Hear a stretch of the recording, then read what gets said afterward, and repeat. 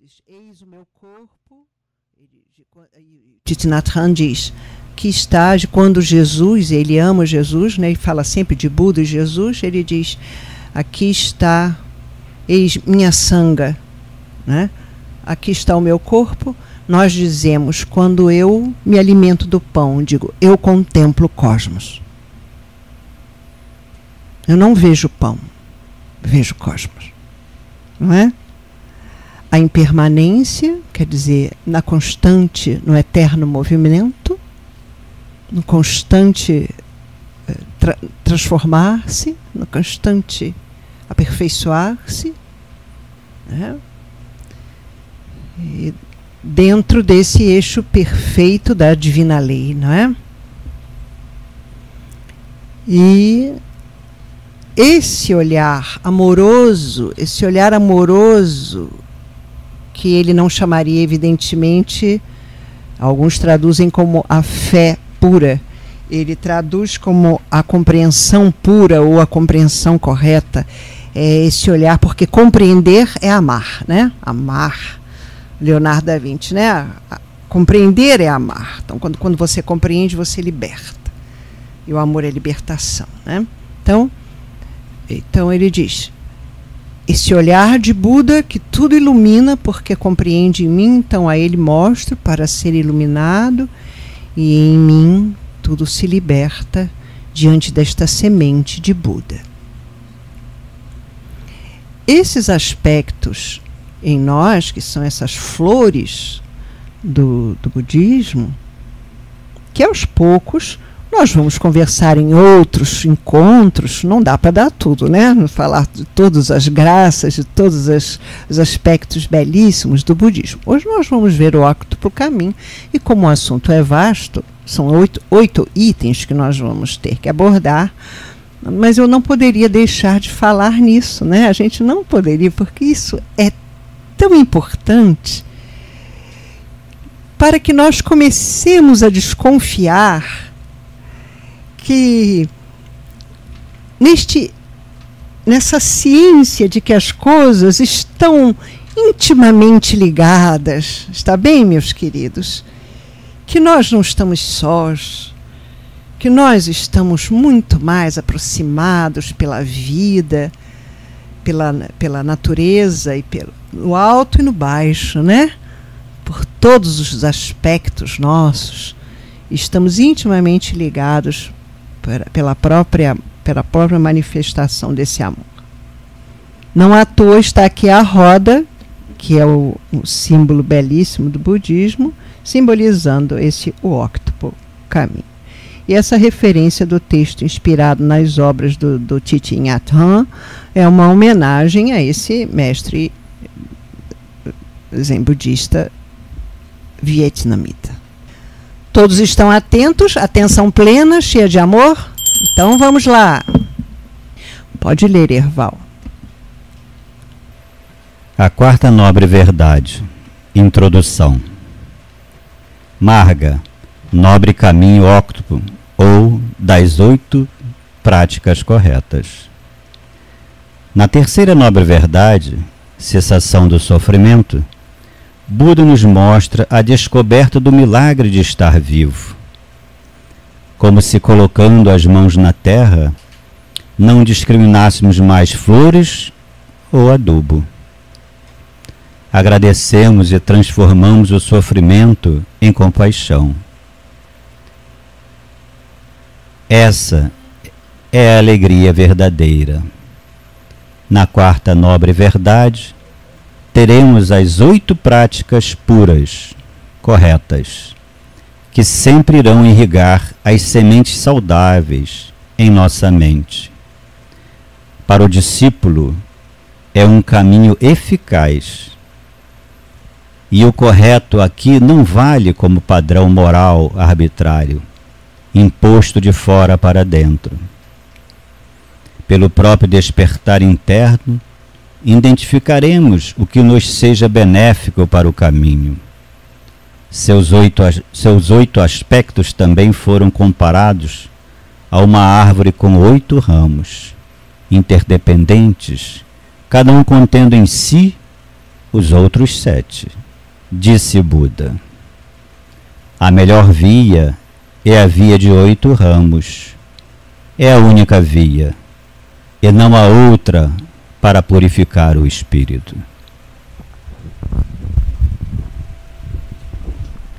Se fossem dogmas, valeriam apenas ser decorados, mas eles também intersão, não é? Eles são em conjunto e, ao mesmo tempo, estão sempre um convidando o outro à nossa reflexão. Portanto, como uma árvore de 8 ramos, um vai oferecer, um terá sempre dessa mesma seiva, terá um certo sabor do outro e chamará da sua particularidade específica a lembrança do outro. Não se poderá prescindir um do outro. Está bem? É claro que ele mostrou na prática e disse: não venho ensinar dogmas. Eu não mostro um caminho dogmático. Eu mostro um caminho de prática que vai da primeira verdade sagrada, do reconhecimento do sofrimento como uma verdade sagrada, que não pode ser rejeitada, que precisa ser acolhida, até a segunda verdade sagrada, que é a busca da raiz, da causa desse sofrimento. Para, encontrando a causa desse sofrimento, poder iluminá-la e buscando o modo de fazê-lo, como nós vimos belamente, dessa forma amorosa que esse mestre nos ensinou, não é? Mostrar que pela via da compaixão e não da luta, não é? Nós podemos, regando essas sementes vigorosas dos aspectos benéficos que trazemos conosco, tratar com atenção plena, encontrando em nós o que são recorrências de velhos hábitos e perceber em nós aquilo que pode ser oferecido à luz de nosso divino mestre para ser iluminado e curado pela cessação de alimentar pelos nossos velhos hábitos aquilo que então foi motivo de constante sofrimento. Esse também é um convite ao amadurecimento. Quando esta cessação começa a chegar para nós, também por uma prática paralela do cuidado com a respiração, com o caminhar, com uma alimentação mais coerente, com um modo de vida mais harmonioso, mais tranquilo, aprendendo a parar e descansar, não é mesmo? Buscando coisas que não sejam fugas, mas que sejam leveza para a nossa mente, de modo que a gente possa ali encontrar nesse ponto em que a compaixão se revela, o modo de dizer: e agora? Como praticar, Senhor? Eu percebi no dente de leão que se findava, não é? Na flor do dente de leão que desmanchava, quando as suas flores e o seu pólen seguiam pelo vento, que em poucos dias aquilo que eu lamentava, novas sementes e novas raízes vinham, e novas flores e promessas se abriam com muita alegria e naturalidade, porque elas estavam descoladas de alguma coisa que já estava ali seca. Buda também conta uma história assim. Ali tinha acontecido uma tragédia e o pai, fixo na tragédia, não viu que o seu filho voltara e disse: pai, sou eu. E ele olhou com desconfiança aquele rapaz e continuou preso ao saquinho de cinzas que ele havia cremado, certo de que era ali o filho dele. Olhou com desconfiança aquele rapaz e seguiu, confiando naquilo que para ele era a prisão, a sua raiz de sofrimento, e não naquilo que teria sido a revelação da libertação dele mesmo. Porque não havia essa parada do ímpeto, do comigo não violão.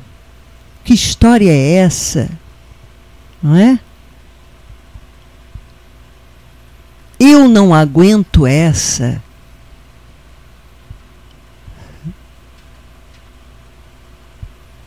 Quando nós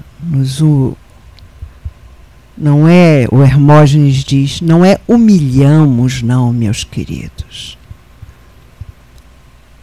Porque se nós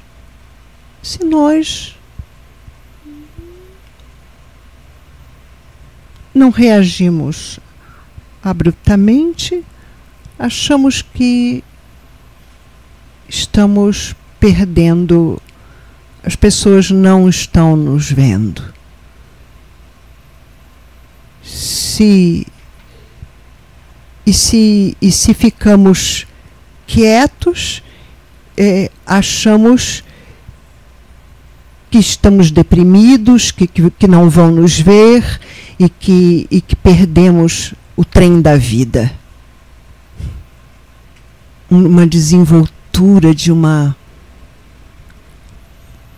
bela mansidão dentro de nós.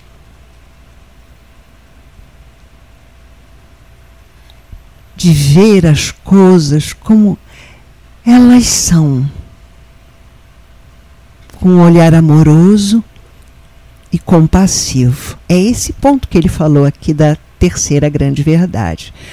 Quando a gente fala da cessação, essa compreensão da terceira nobre verdade, que ele disse assim que aquela etapa é quando você entrou no momento compassivo, não distinguindo mais flor de adubo, porque você sabe que a rosa virente será adubo, não é?